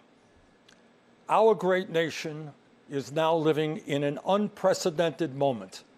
We're facing the worst public health crisis in 100 years and the worst economic collapse since the Great Depression. We are confronting systemic racism and the enormous threat to our planet of climate change. And in the midst of all of this, we have a president who is not only incapable of addressing these crises, but is leading us down the path of authoritarianism. This election is the most important in the modern history of this country. In response to the unprecedented crises we face, we need an unprecedented response, a movement like never before, of people who are prepared to stand up and fight for democracy and decency and against greed, oligarchy, and bigotry. And we need Joe Biden as our next president. Let me take this opportunity to say a word to the millions of people who supported my campaign this year and in 2016. My friends, thank you for your trust, your support, and the love you showed Jane, me, and our family.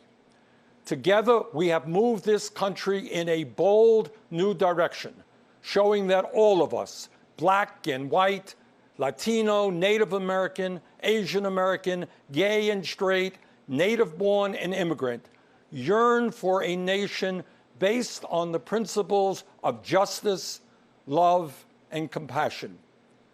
Our campaign ended several months ago, but our movement continues, and is getting stronger every day. Many of the ideas we fought for that just a few years ago were considered radical are now mainstream. But let us be clear. If Donald Trump is reelected, all the progress we have made will be in jeopardy. At its most basic, this election is about preserving our democracy. During this president's term, the unthinkable has become normal. He has tried to prevent people from voting, undermined the U.S. Postal Service, deployed the military and federal agents against peaceful protesters, threatened to delay the election, and suggested that he will not leave office if he loses. This is not normal, and we must never treat it like it is. Under this administration, authoritarianism has taken root in our country. I and my family, and many of yours, know the insidious way authoritarianism destroys democracy, decency, and humanity. As long as I am here, I will work with progressives, with moderates, and yes, with conservatives to preserve this nation from a threat that so many of our heroes fought and died to defeat. This president is not just a threat to our democracy, but by rejecting science, he has put our lives and health in jeopardy. Trump has attacked doctors and scientists trying to protect us from the pandemic, while refusing to take strong action to produce the masks, gowns, and gloves our healthcare workers desperately need. Nero fiddled while Rome burned. Trump golfs. His actions fanned this pandemic, resulting in over 170,000 deaths and a nation still unprepared to protect its people. Furthermore, Trump's negligence has exacerbated the economic crisis we are now experiencing. Since this pandemic began, over 30 million people have lost their jobs, and many have lost their health insurance. Millions of working families are wondering how they will feed their kids, and they're worried that they will be evicted from their homes. And how has Trump responded? Instead of maintaining the $600 a week unemployment supplement that workers were receiving and the $1,200 emergency checks that many of you received, instead of helping small businesses, Trump concocted fraudulent executive orders that do virtually nothing to address the crisis while threatening the very future of Social Security and Medicare. But the truth is that even before Trump's negligent response to this pandemic, too many hardworking families have been caught on an economic treadmill with no hope of ever getting ahead. Together, we must build a nation that is more equitable, more compassionate, and more inclusive. I know that Joe Biden will begin that fight on day one. Let me offer you just a few examples of how Joe will move us forward. Joe supports raising the minimum wage to $15 an hour. This will give 40 million workers a pay raise and push the wage scale up for everyone else. Joe will also make it easier for workers to join unions, create 12 weeks of paid family leave, fund universal pre-K for 3- and 4-year-olds, and make child care affordable for millions of families. Joe will rebuild our crumbling infrastructure and fight the threat of climate change by transitioning us to 100% clean electricity over the next 15 years. These initiatives will create millions of good-paying jobs all across our country. As you know, we are the only industrialized nation not to guarantee health care for all people. While Joe and I disagree on the best path to get universal coverage, He has a plan that will greatly expand health care and cut the cost of prescription drugs. Further, he will lower the eligibility age of Medicare from 65 down to 60. To help reform our broken criminal justice system, Joe will end private prisons and detention centers, cash bail, and the school-to-prison pipeline. And to heal the soul of our nation, Joe Biden will end the hate and division Trump has created. He will stop the demonization of immigrants, the coddling of white nationalists, the racist dog whistling, the religious bigotry, and the ugly attacks on women. My friends, I say to you, to everyone who supported other candidates in the primary, and to those who may have voted for Donald Trump in the last election, the future of our democracy is at stake. The future of our economy is at stake. The future of our planet is at stake. We must come together, defeat Donald Trump, and elect Joe Biden and Kamala Harris as our next president and vice president. My friends, the price of failure is just too great to imagine. Thank you.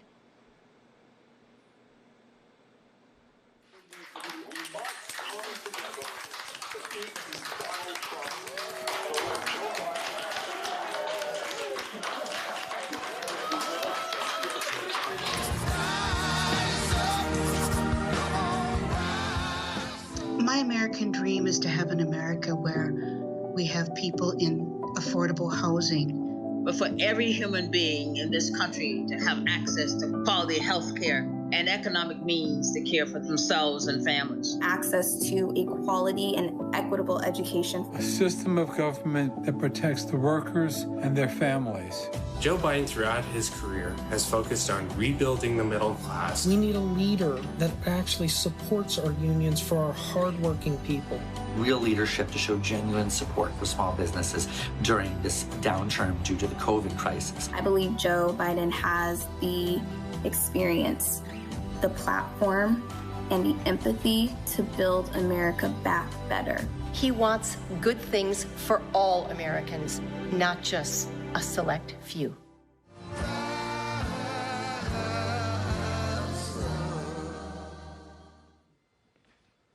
The voices we long to hear right now are the ones that speak with courage and kindness, strength and wisdom, love and compassion.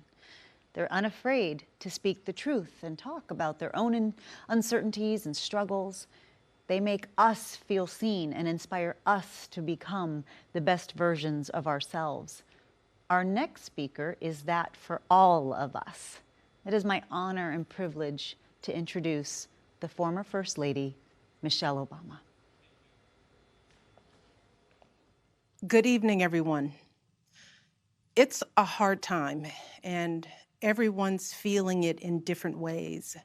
And I know a lot of folks are reluctant to tune into a political convention right now, or to politics in general.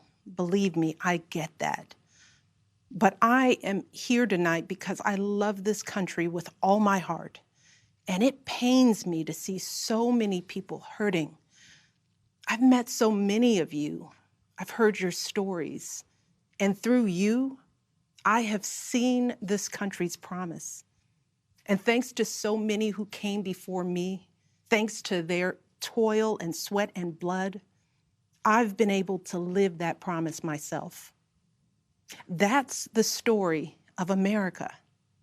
All those folks who sacrificed and overcame so much in their own times because they wanted something more, something better for their kids. There's a lot of beauty in that story. There's a lot of pain in it too. A lot of struggle and injustice and work left to do. And who we choose as our president in this election will determine whether or not we honor that struggle and chip away at that injustice and keep alive the very possibility of finishing that work. I am one of a handful of people living today who have seen firsthand the immense weight and awesome power of the presidency. And let me once again tell you this: the job is hard. It requires clear-headed judgment, a mastery of complex and competing issues, a devotion to facts and history, a moral compass, and an ability to listen, and an abiding belief that each of the 330 million lives in this country has meaning and worth. A president's words have the power to move markets. They can start wars or broker peace. They can summon our better angels or awaken our worst instincts. You simply cannot fake your way through this job. As I've said before, being president doesn't change who you are. It reveals who you are. Well, a presidential election can reveal who we are too. And 4 years ago, too many people chose to believe that their votes didn't matter. Maybe they were fed up. Maybe they thought the outcome wouldn't be close. Maybe the barriers felt too steep, whatever the reason. In the end, those choices sent someone to the Oval Office who lost the national popular vote by nearly 3 million votes.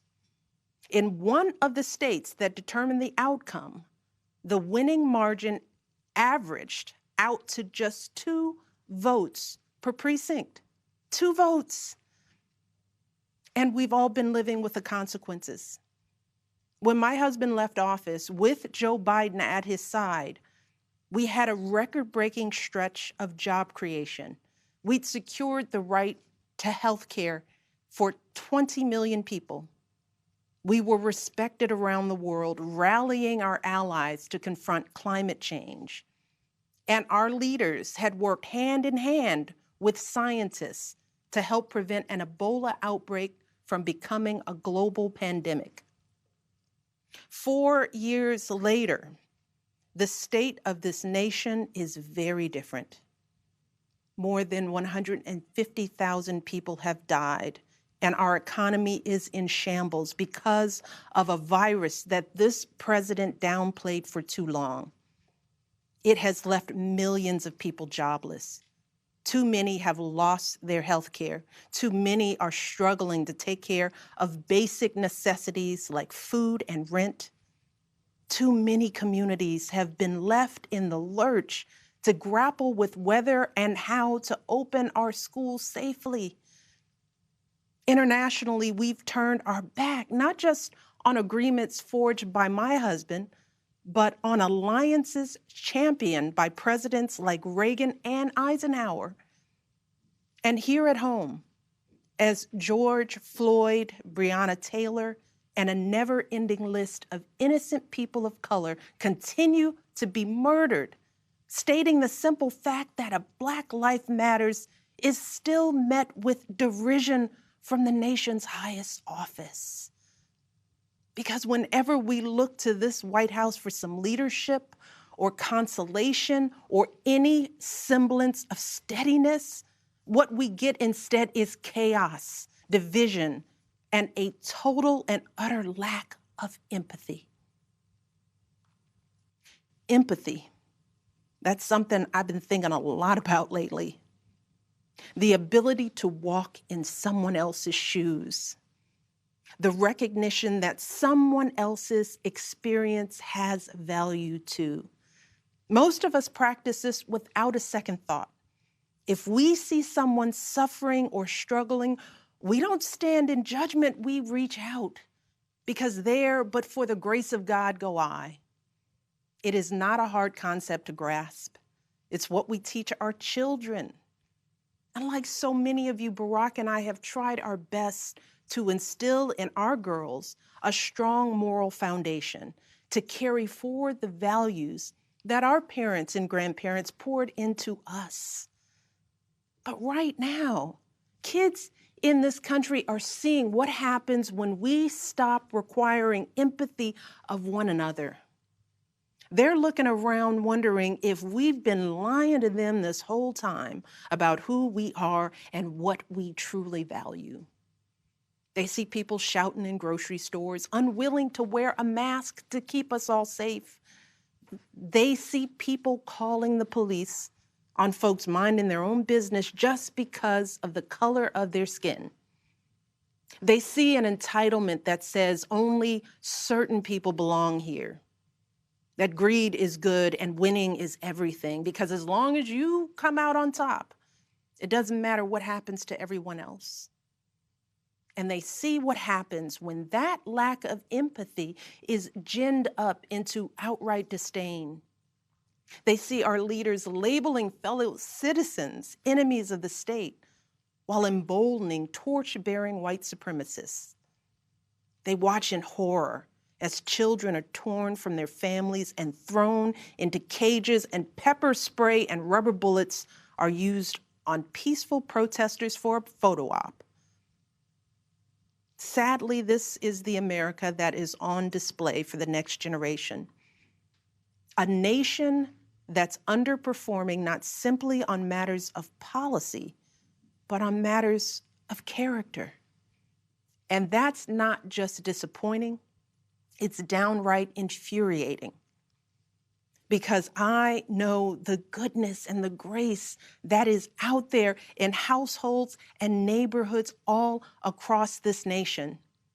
And I know that regardless of our race, age, religion, or politics, when we close out the noise and the fear and truly open our hearts, we know that what's going on in this country is just not right.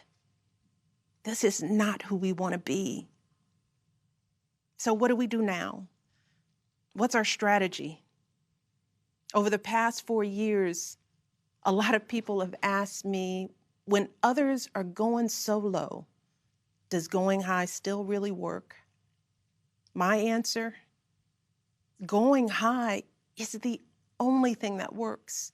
Because when we go low, when we use those same tactics of degrading and dehumanizing others, we just become part of the ugly noise that's drowning out everything else.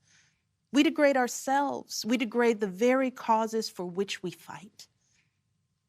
But let's be clear. Going high does not mean putting on a smile and saying nice things when confronted by viciousness and cruelty. Going high means taking the harder path. It means scraping and clawing our way to that mountaintop.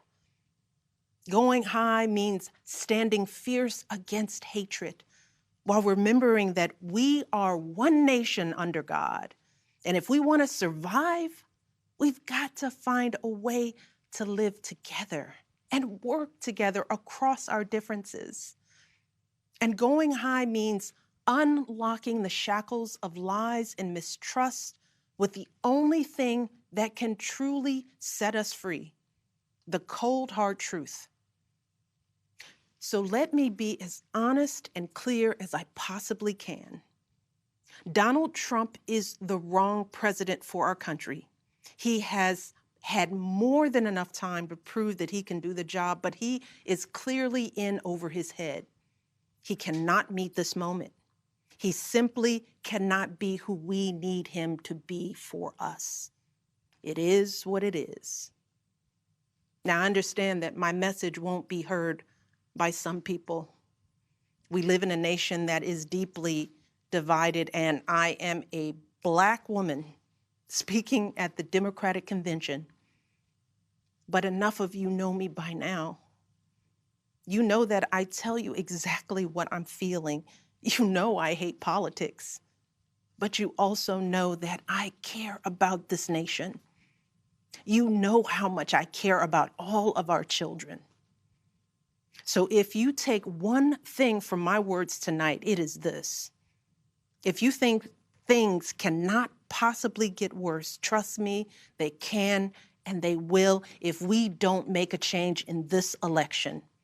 If we have any hope of ending this chaos, we have got to vote for Joe Biden like our lives depend on it. I know Joe. He is a profoundly decent man, guided by faith. He was a terrific vice president.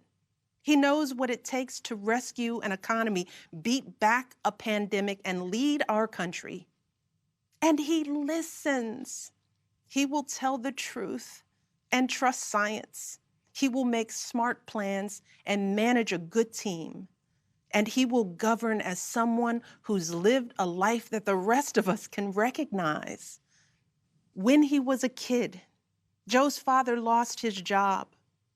When he was a young senator, Joe lost his wife and his baby daughter. And when he was vice president, he lost his beloved son.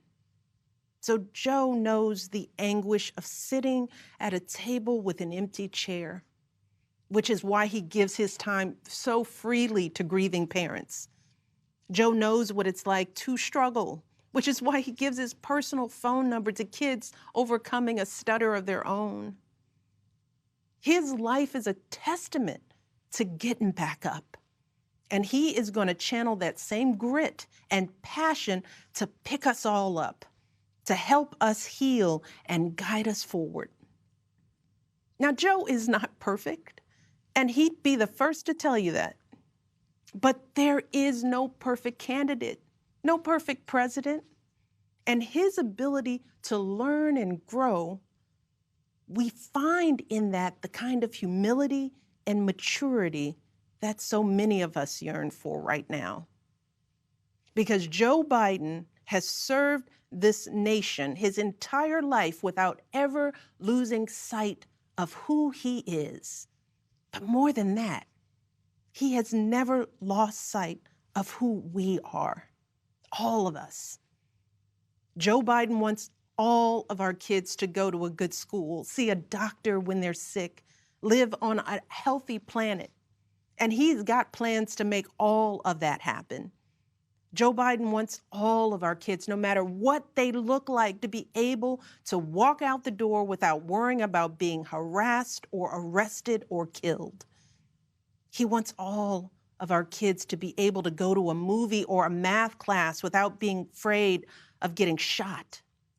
He wants all our kids to grow up with leaders who won't just serve themselves and their wealthy peers, but will provide a safety net for people facing hard times. And if we want a chance to pursue any of these goals, any of these most basic requirements for a functioning society, we have to vote for Joe Biden in numbers that cannot be ignored. Because right now, folks who know they cannot win fair and square at the ballot box are doing everything they can to stop us from voting. They're closing down polling places in minority neighborhoods. They're purging voter rolls. They're sending people out to intimidate voters, and they're lying about the security of our ballots. These tactics are not new. But this is not the time to withhold our votes in protest or play games with candidates who have no chance of winning. We have got to vote like we did in 2008 and 2012. We've got to show up with the same level of passion and hope for Joe Biden. We've got to vote early, in person if we can. We've got to request our mail-in ballots right now, tonight, and send them back immediately. And follow up to make sure they're received. And then make sure our friends and families do the same. We have got to grab our comfortable shoes, put on our masks, pack a brown bag dinner, and maybe breakfast too, because we've got to be willing to stand in line all night if we have to. Look, we have already sacrificed so much this year. So many of you are already going that extra mile. Even when you're exhausted, you're mustering up unimaginable courage to put on those scrubs and give our loved ones a fighting chance. Even when you're anxious, you're delivering those packages, stocking those shelves, and doing all that essential work so that all of us can keep moving forward. Even when it all feels so overwhelming, working parents are somehow piecing it all together without childcare. Teachers are getting creative so that our kids can still learn and grow. Our young people are desperately fighting to pursue their dreams. And when the horrors of systemic racism shook our country and our consciences, millions of Americans of every age, every background rose up to march for each other, crying out for justice and progress. This is who we still are. Compassionate, resilient, decent people whose fortunes are bound up with one another. And it is well past time for our leaders to once again reflect our truth. So, it is up to us to add our voices and our votes to the chorus of history, echoing heroes like John Lewis, who said, "When you see something that is not right, you must say something. You must do something." That is the truest form of empathy. Not just feeling, but doing. Not just for ourselves or our kids, but for everyone, for all our kids. And if we want to keep the possibility of progress alive in our time, if we want to be able to look our children in the eye after this election, we have got to reassert our place in American history. And we have got to do everything we can to elect my friend Joe Biden as the next president of the United States. Thank you all. God bless.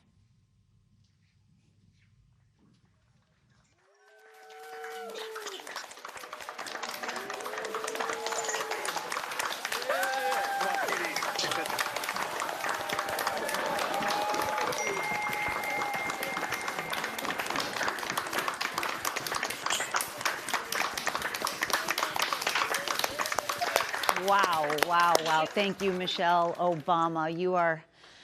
You are what we miss in this country. We need more of that example. Thank you so much for being part of this unconventional convention. Thanks to all of y'all who have been tuning in. It's a convention about you and for you, the American people. This is our chance to hear from those who will be leading us out of our nation, out of the current crises on the economy, the pandemic, racial injustice, to listen and to learn about Joe Biden and Kamala Harris's plans to bring about changes we all need. This is our chance to unite across America. In addition, we'll call the roll and we'll hear from the future First Lady, Dr. Jill Biden. I want to thank you again for joining us. Join us the rest of the week. This is your convention. This is your campaign. And we, the people, are going to save this democracy in November. Right now, Billy Porter and Stephen Stills are going to remind us what it's all worth. Good night.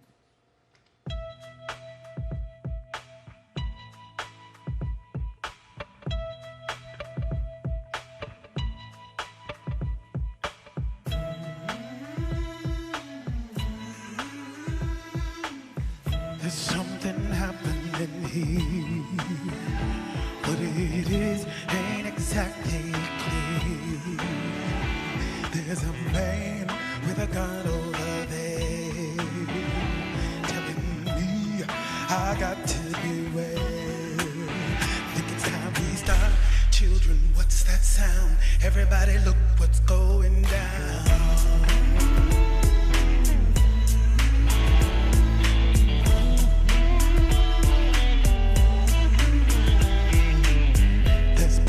Lines being drawn. Nobody's right if everybody's wrong. Young people speaking their minds, getting so much resistance from behind. We gotta stop. Children, what's that sound? Everybody look what's going down.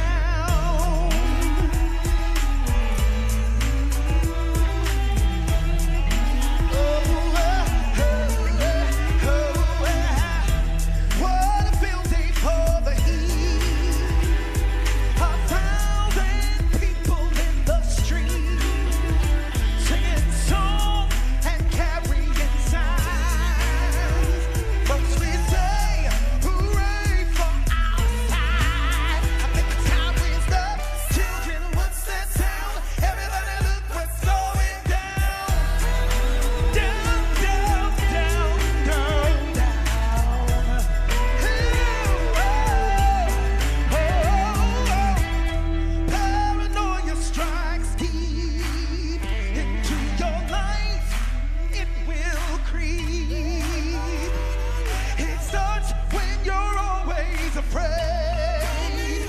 You step out of line, the men come and take you away. We better stop. Children, what's that sound? Everybody look what's going down. Stop. Hey, look around. Everybody know what's going down. Stop. Hey, look around. Everybody know what's going down. Stop. We need a change. Help.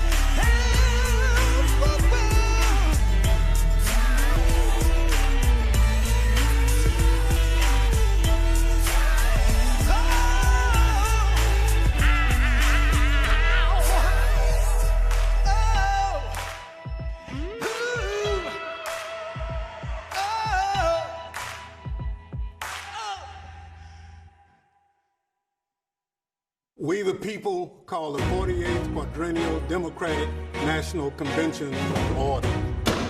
Today, we gather virtually. However, we gather unified in spirit, unified in our values and purpose. It's up to us to carry on the fight for justice. Our actions will be their legacies. We just got to keep pushing. We can't let up. Joe Biden and Kamala Harris will lead by example. It'll be science, not politics or ego, that will drive their decisions. They know the health of our people goes hand in hand with the strength of our economy. My dad was a healthy 65-year-old. His only pre-existing condition was trusting Donald Trump, and for that, he paid with his life. The future of our democracy is at stake. The future of our economy is at stake. The future of our planet is at stake. If we want to be able to look our children in the eye after this election, we have got to reassert our place in American history. And we have got to do everything we can to elect my friend Joe Biden as the next president of the United States. Hello, I am Pastor Jerry Young. Let us pray together. Almighty God, we are grateful to you for having granted to our nation the democratic ideal by which our destiny may be fashioned. We are thankful to you for having blessed these United States of America to survive the climate of confusion and chaos, racism and injustice, uncertainty, helplessness, and irresponsibility. We now, O Lord, invoke your presence and participation throughout the life of this convention. It is our prayer that you will enable this convention to produce a vision that will promote healing, hope, and health for our nation, a vision that will inspire, inform, and be inclusive of all Americans, a vision that will rekindle in us a renewed commitment to the high ideal of our democracy, that we are created equal and are endowed by the Creator with certain inalienable rights, that among these are life, liberty, and the pursuit of happiness. We would pray that you would grant to those to whom we will entrust with the authority of government to be competent, compassionate, courageous, committed, and consecrated, and guide us, the people, to support them in all good and wise legislation, that we all may prosper under an equal law, defend our liberties, and grant us a sense of our own responsibility, achieve unity of purpose among us, and grant unto us the victory of faith and freedom in the ideas to which we are committed as a nation. Strengthen us with honor and grant us peace. Provide us, O God, with the strength and spiritual sustenance to do justly, to love mercy, and to walk humbly with our God. In the strong name of Jesus, amen. Delegates and distinguished guests, we've concluded this evening's convention program. The convention will stand in recess until tomorrow evening.